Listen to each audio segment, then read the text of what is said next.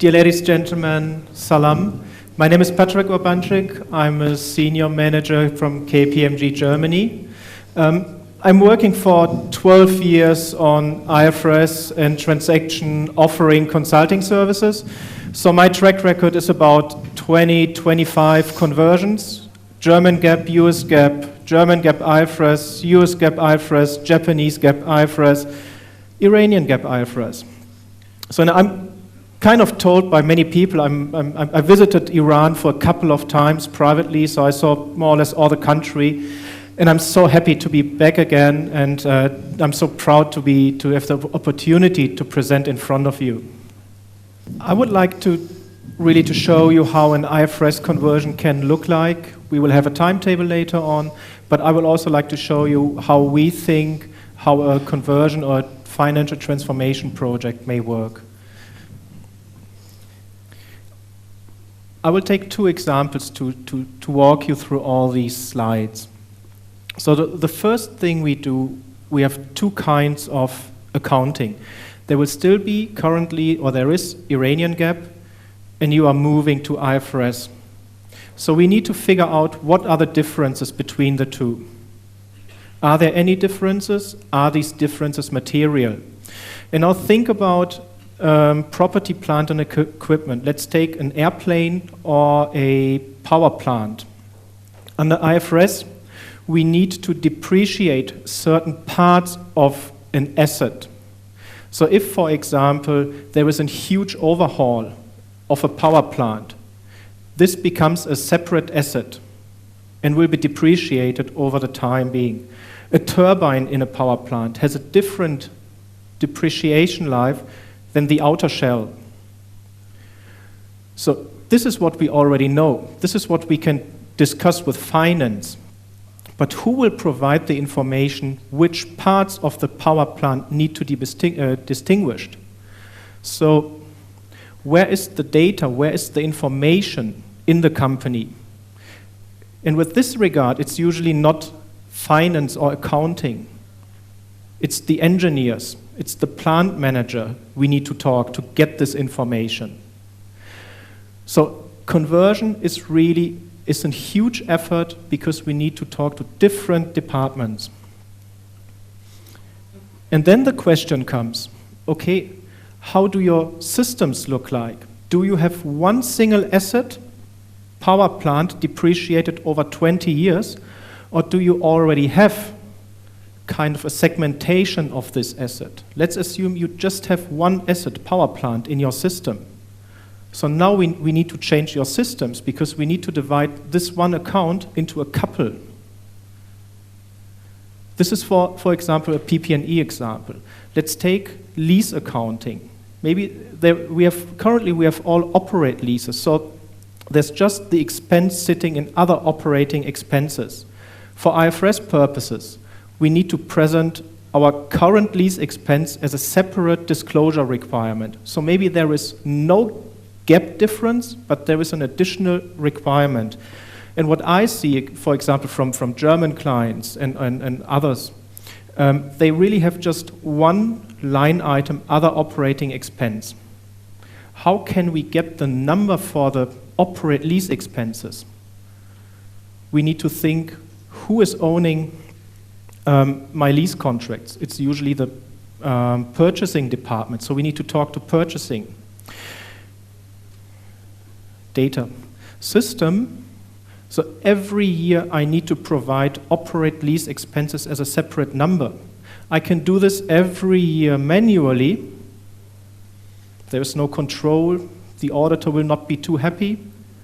Or I can just split my other operating expense into an other operating expense sundry and other operating expense operate lease expenses. And then there is a direct link between my new accounting treatment and the disclosure requirement. So this is what we think, how can we sustain a long-term solution after we do the conversion. This slide has been developed in the early 2000s when we had our conversions in Germany or in the European Union. And this is a slide I'm showing every client even today. Why? Because a conversion is more than only accounting. So we saw a lot of mistakes with clients, with other companies, with professionals that say, okay, who is preparing financial statements? It's the finance team. So we just talk with finance and accounting. But that's a mistake. As I showed you with the property, plant, and equipment example, we need to talk to other people, to engineers. We need to educate you on the new processes, on the new thinking. So this is done in classroom trainings to give you an overview, but then doing the conversion, we always work hand in hand.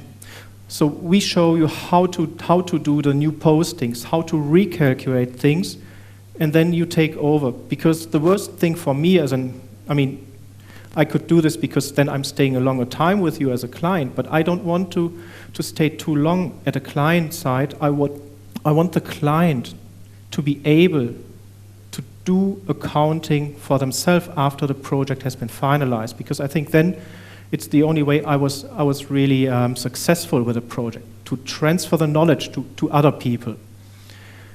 A conversion is also systems and processes. As I said, we need to split accounts. Maybe we have to add new accounts in your operating systems, in your reporting systems.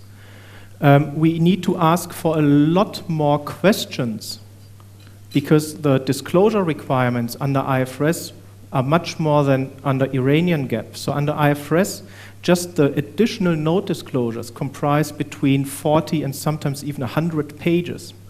So where to get all this information? It's somewhere, but maybe it's not available right now in the detail that we need. And it's also about business. If you translate, if you go into a different accounting treatment, revenues may be realized earlier or later. Or now let's look at the new IFRS 16, the leasing standard. Now almost every leases come on balance sheet. What does it mean? From a cash flow perspective, from an indebtedness, really economically, nothing happens because you have to pay your lease payments. But debt increases. So your banks will look at you and say, oh, what happened? Why are they so indebted? Your EBITDA, key financials will also change because right now operating expense is above EBITDA. It will go down, depreciation and interest expense. So maybe management will say, hey, we are having a great year. Why? Only because IFRS 16 is there. Nothing economically changed. So we also need to see, to bring you into a rethinking how to interpret your new numbers, because they look different and nothing happened. So you may make wrong decisions if you are not trained well, if you don't understand what's going on with the new numbers.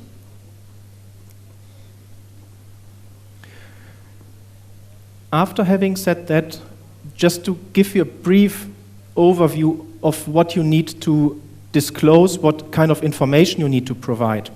So under IFRS, we generally have the reporting year and a comparative year. If we apply IFRS 1, so the first time adoption, we need a third balance sheet.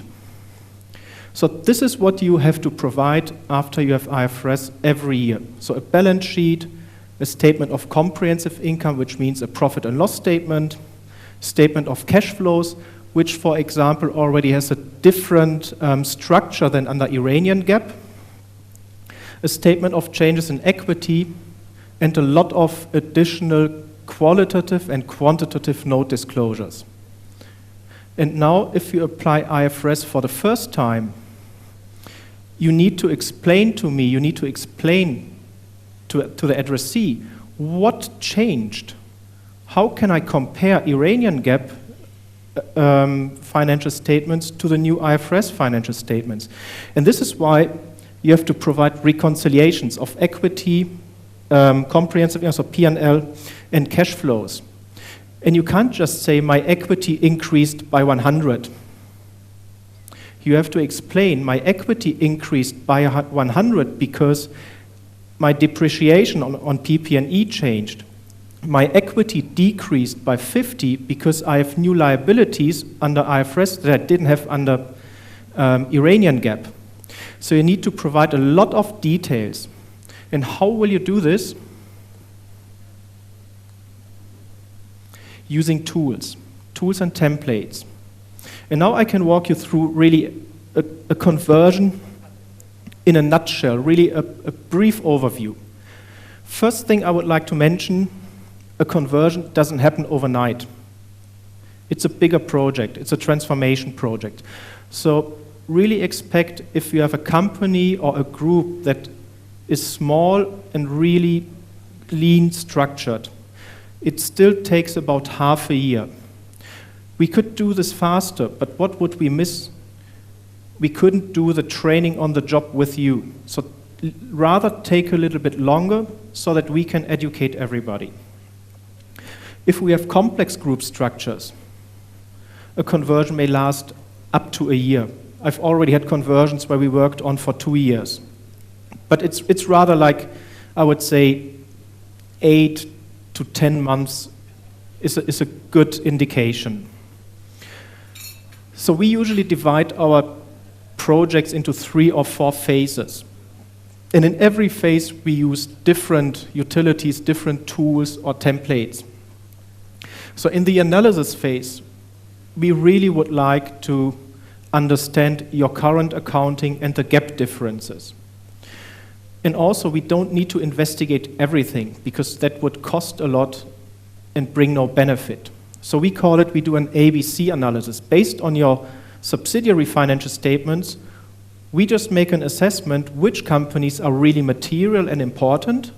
This is the ones that we look at, and which companies we don't have to look at. Like a company that contributes 0.5% of your group revenue, they can't have a huge mistake if we don't do nothing. And then there is something in between. Afterwards, based on our knowledge, we ask specific questions about transactions, about assets that you may have, where we know that there are differences between Iranian GAAP and IFRS. So if you answer, yes, I have a power plant, we already know, okay, the component accounting is relevant, and we know the next questions, we need to talk to engineers and to operations. So we can really see what kind of and how many gap differences there are. Then we start writing technical memos, which we can provide to the auditor, to the stock exchange, to whomever is interested, telling, look, these are the 15 differences. We also looked at these 10 issues, but we could manage that there is no difference. So there's an audit trail. So after the analysis phase, we know what are the relevant differences.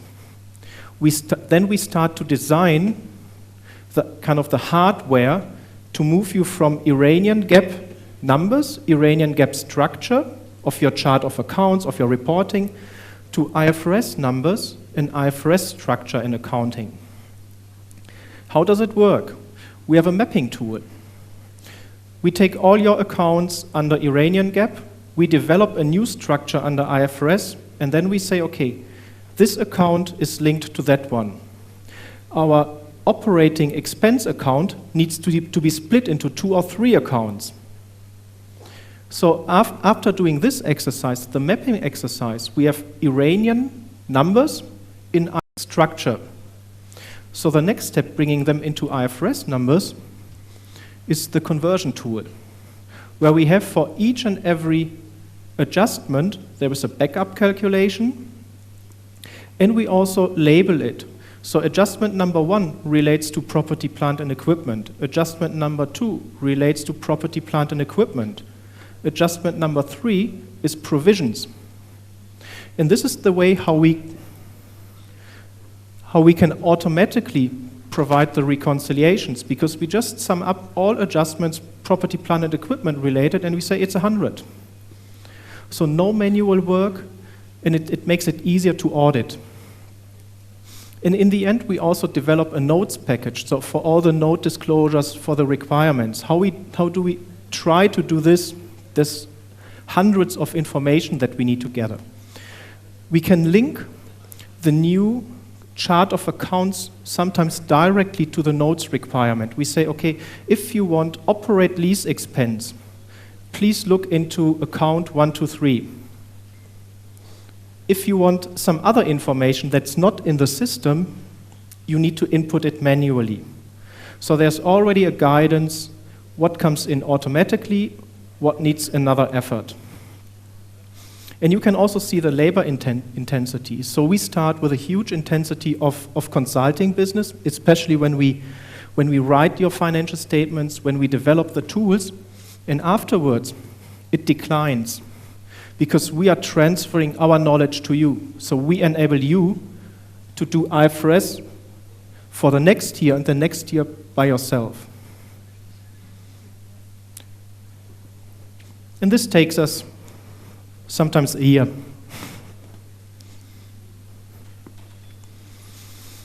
And now it's up to you. Any questions? Adi, thanks a lot. It's getting late. I think we're all a bit tired.